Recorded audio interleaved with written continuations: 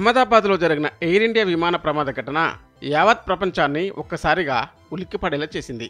కాగా ప్రమాదం జరిగిన నిమిషాల వ్యవధిలోనే ఈ ప్రమాదానికి సంబంధించిన ఓ వీడియో వైరల్గా మారింది. టేకాఫ్ తర్వాత క్రమంగా విమానం కిందకు దిగుతూ కుప్పకూలిన దృశ్యాలు అందులో స్పష్టంగా కనిపించాయి. అయితే ఈ వీడియోను స్థానికంగా ఉండే ఓ 17 ఏళ్ల కుర్రాడు చిత్రీకరించినట్లు తెలిసింది.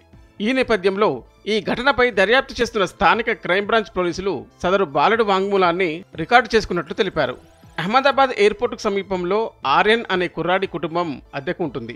అయితే రోజు విమానాలు టేకాఫ్ అవుతున్న సమయంలో సరదాగా వీడియోలు చిత్రీకరించడం అతడికి అలవాటు. ఈ క్రమంలోనే జూన్ 12న వీడియోలు తీస్తున్న సమయంలో విమాన ప్రమాదం చోటు చేసుకున్నట్లు ఆర్యన్ వెల్లడించాడు. నేను వీడియో రికార్డు చేయటం మొదలుపెట్టిన 14 సెకండ్లకే విమానం కుప్పకూలింది.